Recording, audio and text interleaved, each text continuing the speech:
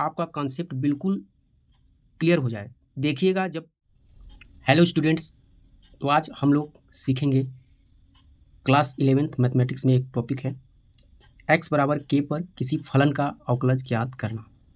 ठीक है, तो जैसे हम लोग किसी चीज़ को सॉल्व करने से पहले उसके बारे में डिटेल जानते हैं, उसका वर्किंग रूल जानते हैं, वैसे ही इस टॉपिक का भी हम लोग थोड़ा वर्किंग रूल जानेंगे। इसके बाद इसके वर्किंग रूल के बारे में जानने के बाद तभी हम लोग थोड़ा सा एग्जांपल लेके अपने कॉन्सेप्ट को क्लियर करेंगे। ठीक है, तो x बराबर k पर किसी फलन का अवकलज ज्ञात करने के लिए मुख्यतः दो विधियां हैं, पहला और दूसरा। पहला, साधारण विधि से अवकलज ज्ञात करके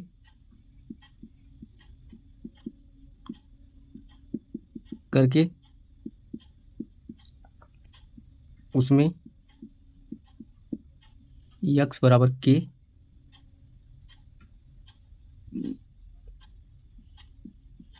रख कर मान प्राप्त करना। स्टूडेंट्स, मैं इतना धीरे बोलकर लिखकर इसलिए समझाता हूं कि आप अपना कॉन्सेप्ट पूरा क्लियर कर लें, कोई भी कॉन्सेप्ट आपका छूटे ना। एक बार मेरे अंदाज से पढ़ लेंगे तो आपका कोई भी कॉन्सेप्ट छूटेगा नहीं। एक बात और मैं कह दे रहा हूं, अभी मैं अवकलज का भूमिका बना रहा हूं, अभी आप एक्सरसाइज के क्वेश्चनों पर मत जाइएगा। अभी मेरा 2-3-4 और वीडियो आएगा छोटे छोटे, उनके माध्यम से मैं आपका पूरा कॉन्सेप्ट क्लियर कर रहा हूं। जिस दिन मैं बोलूँगा कि अब आप एक्सरसाइज लगाओ, उस दिन आप जाइएगा, देखिएगा एक भी प्रश्न नहीं छूटेगा। ठीक है, चलते हम लोग दूसरे टाइप के अनुसार। और दूसरा टाइप इसका है प्रथम सिद्धांत से।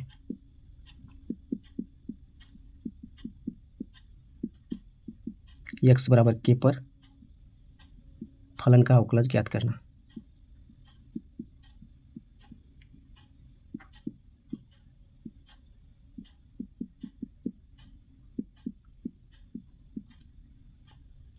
अब मैं आपको बताता हूं कि क्वेश्चन किस प्रकार पूछेगा। ठीक है, जैसे देखिए क्वेश्चन पूछेगा कैसे, बोल देगा कि कोई फंक्शन दे देगा कि x - 2 का x बराबर 2 पर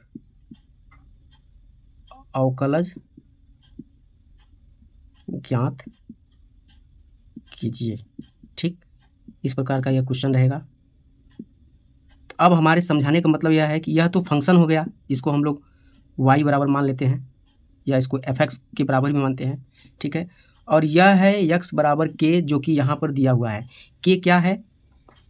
k एक कांस्टेंट है, अचर पद है, या कोई संख्या भी हो सकता है। अचर पद मतलब जिसका मान विभिन्न परिस्थितियों में नहीं बदलता है। ठीक है, जैसे कोई भी संख्या 1 2 3 4 कुछ भी रखता है, x बराबर 1 2 3 4 कुछ भी।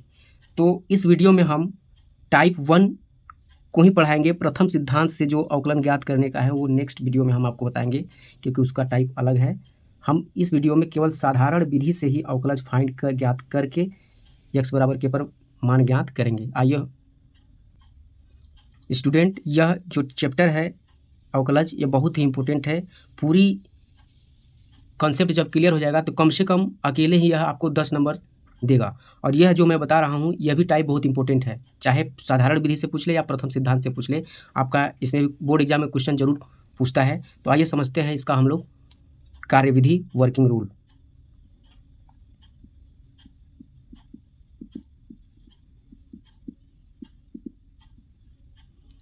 स्टूडेंट्स, इसमें जो भी फलन दिया रहेगा उसको पहले हम लोग क्या करेंगे, y बराबर मान लेंगे ना।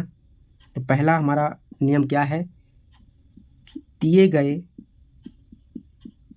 फलन को y के बराबर मानते हैं। ठीक, एक चीज़ और आपकी जानकारी के लिए बता दें, मान लीजिए कोई फलन दे दिया x - 2। ठीक है, तो इसको आप दो तरह से मान सकते हैं, y बराबर भी मान सकते हैं और fx बराबर भी मान सकते हैं। हम यहाँ आसान बनाने के लिए आपको y के बराबर मान के चलते हैं।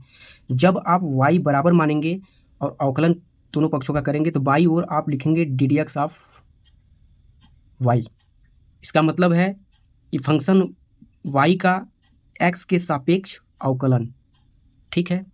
x क्या है? स्वतंत्र चर है, y परतंत्र चर है, ठीक है।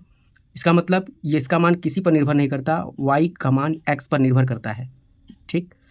और जब आप फलन को f(x) के बराबर मानेंगे तो बाईं ओर अवकलन करने पर जब दोनों पक्षों का अवकलन करेंगे तो बाईं ओर में जो आएगा f'(x) आएगा। क्यों? क्योंकि कल ही हम आपको बताए थे कि जब फलन का अवकलन करते हैं तो अवकलन को किस प्रकार से शो करते हैं? ddx ऑफ y के से भी शो करते हैं, dfx से भी शो करते हैं, डिफ्रेंसिएशन ऑफ fx y1 से भी शो करते हैं।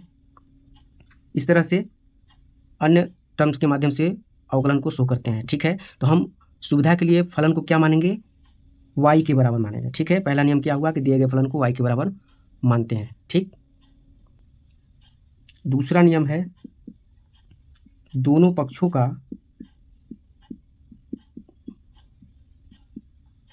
x के सापेक्ष या जो भी फलन दिया रहेगा उसके सापेक्ष, यहाँ x के रूप में ज़्यादातर पूछता है तो हम x के सापेक्ष अवकलज करते हैं। अवकलज करने पर आपका किस रूप का मिलेगा?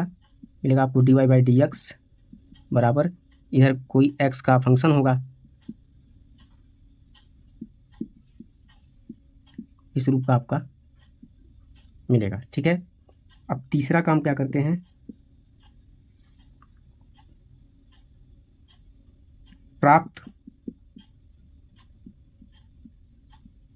अवकलज में जहाँ x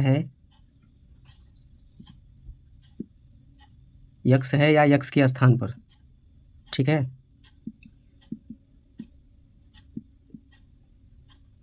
x बराबर k रख कर हल करते हैं। अब जो प्राप्त मान होता है वही हमारा आंसर होता है, ठीक है। यही हमारा नियम। स्टूडेंट, आशा करते हैं कि वर्किंग रूल आपको समझ में आया होगा। इसको आप अपने नोटबुक में नोट कर लीजिएगा। मैं एक एक पॉइंट इसलिए लिखा रहा हूँ कि आपका कॉन्सेप्ट बिल्कुल क्लियर हो जाए। देखिएगा, जब पूरा अवकलन मैं अवकलज पढ़ा दूंगा तो आप जब जाएंगे एक्सरसाइज के क्वेश्चन आप सॉल्व करने तो आपको खुद एहसास होगा कि हम कुछ सीखे हैं, ठीक है। और यह बोर्ड एग्जाम है, जब आप बोर्ड एग्जाम में करेंगे यहाँ कोई शॉर्ट ट्रिक्स नहीं होगा। जब आप जेईई की तैयारी करेंगे, मेंस प्री मेंस का कुछ भी कॉम्पिटिटिव लेवल का, वहाँ आपको ट्रिक लगाना है। लेकिन यहाँ बोर्ड एग्जाम आपको ये एग्जामिनर देखता है कि आपको कितना डिटेल्स आना है, इसलिए वहाँ पर एक एक चीज़ जो आपके मन में है, जो लिखना है, सब कुछ लिखना है उसमें, हर एक चीज़, कोई चीज़ छोड़ना नहीं है, ठीक है। तो चलते हैं अब हम लोग अपने क्वेश्चन की ओर। आशा करते हैं कि इसको नोट कर लिए होंगे। अब इसको हम लोग इरेज करते हैं।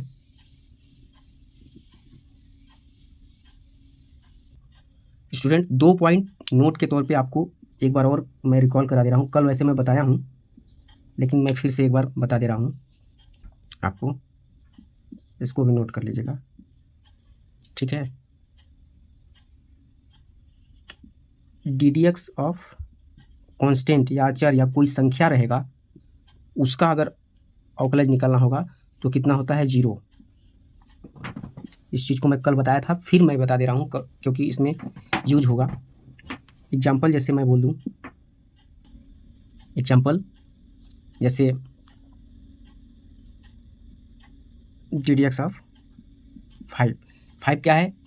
एक अचर पद है, संख्या है, ठीक है। तो कभी भी कोई संख्या आ जाए या कोई अचर पद आएगा, जैसे पाई भी एक अचर पद है, इस तरह का कोई संख्या आ जाए तो उसका ddx किसी के सापेक्ष होगा, चाहे x के सापेक्ष होगा किसी या t के सापेक्ष, किसी के सापेक्ष होगा, क्या होता है? 0 होता है, ठीक।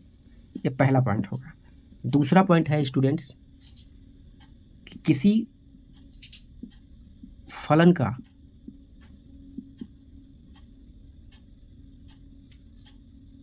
अवकलज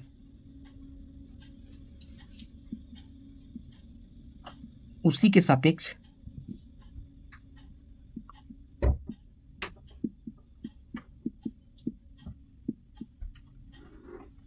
एक होता है। मतलब दूसरे का क्या मतलब है कि किसी फलन का अवकलज किसी फलन का अवकलज उसी के सापेक्ष एक होता है। इसका क्या मतलब है? जैसे है ddx ऑफ x, इसका मतलब है किसी फलन का अवकलन, फलन क्या है यहाँ पर x है, और उसी के सापेक्ष, यहाँ जो नीचे होता है उसी के सापेक्ष, अगर यहाँ t है तो t के सापेक्ष, x है तो x के सापेक्ष, p है तो p के सापेक्ष होता है। ठीक है, नीचे में जो रहता है उसी के सापेक्ष हम लोग अवकलन करते हैं। यहाँ पर हम कह रहे हैं किसी फलन का अवकलज उसी के सापेक्ष एक होता है, तो यहाँ x का फलन x के सापेक्ष हमेशा 1 होगा। ठीक, यदि यहीं अगर t के रूप में है तो यहाँ भी वही है, जो फलन है उसी के सापेक्ष हो रहा है, तो इसका भी हमेशा क्या होगा? 1 होगा। ठीक है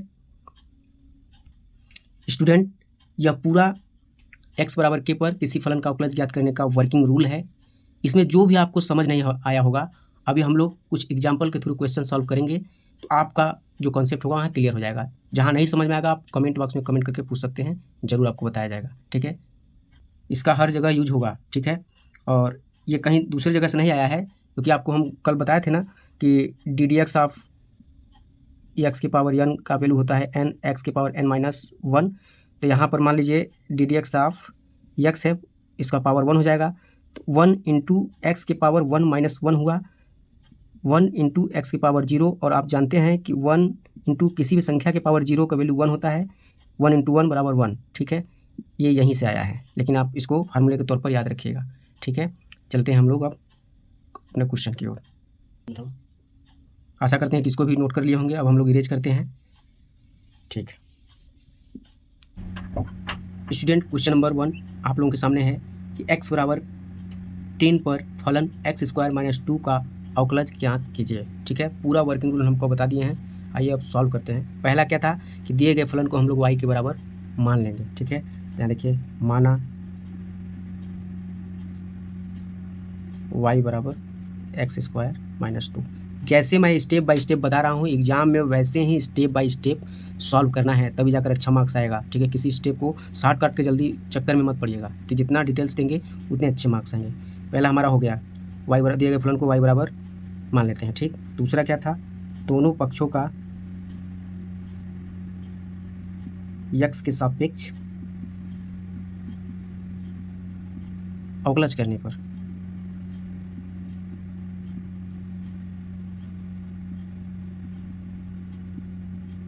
करेंगे तो क्या होगा? ddx ऑफ y, इसका होगा ddx x² - 2, इधर ddx ऑफ y। अब ये देखिए दो फलन हैं, पदों में बटे हुए हैं। हम बताए थे कि कभी भी अगर फलन पदों में बटे हैं तो उसका अलग अलग डिफरेंशिएशन निकलता है, डेरिवेटिव निकलता है। ठीक है, x² का अलग से निकलेगा ddx, और ddx 2 का अलग से निकलेगा। ठीक, इसी प्रकार हम लोग सॉल्व करते रहेंगे। यहाँ देखिए यहाँ कौन सा फार्मूला लगेगा?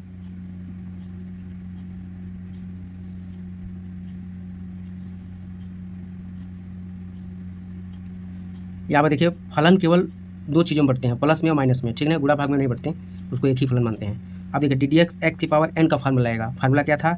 n मतलब 2, x की पावर n-1, 2 - 1 माइनस ये क्या है? ddx कांस्टेंट का, 2 क्या है? कांस्टेंट। कांस्टेंट का ddx कितना होता है? 0 होता है, बताया थे आपको। ठीक है, आगे हम लोग सॉल्व करते हैं। यहीं पे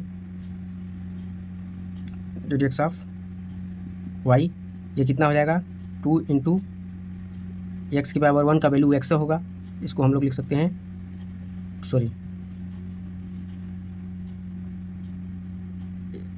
2 इंटू एक्स की पावर 1 हो जाएगा, इसको हम लोग लिख सकते हैं 2x ddx। अब क्या करना है? x के स्थान पर क्या लिखना है? 10, तो x बराबर 10 रखने पर, तो इसको हम लोग लिख सकते हैं dx at the point x बराबर 10, x बराबर 10। अब जहाँ x है उसके जगह पर 10 रख देंगे, 2 इंटू 10 कितना आ जाएगा? 20। यही हमारा आंसर है। देखिए यहाँ पर आगे क्या है? माइनस में 0 है, तो इसमें से 0 माइनस करेंगे तो क्या होगा? यही बचेगा, इसलिए हम आगे 0 वाले को नहीं लिखे हैं। ठीक है, आशा करते हैं कि यह आपको समझ में आया होगा। ठीक है, बीच बीच में आप कमेंट करके बताते भी रहिएगा कब समझ में आया है कि नहीं। चलते हैं नेक्स्ट क्वेश्चन की ओर। स्टूडेंट्स, अगर आप ये सब सीख जाते हैं तो बोर्ड एग्जाम में आपके 10 मार्क्स बिल्कुल मुफ्त के मिलेंगे, ठीक है, फिक्स है, ठीक है। चलते हैं हम लोग अब नेक्स्ट क्वेश्चन की ओर। ये रहा स्टूडेंट्स क्वेश्चन नंबर दूसरा, x बराबर 4 पर फलन 5x³ का अवकलज ज्ञात कीजिए। इसमें भी क्या करना पड़ेगा, फलन को y के बराबर मानना है, दोनों पक्षों का, दोनों पक्ष क्या है, LHS RHS, left hand side right hand side, x के सापेक्ष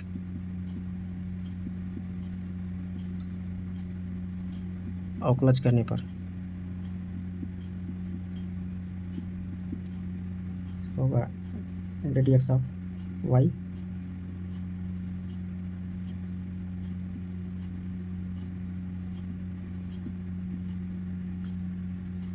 इस प्रकार हल करते रहेंगे।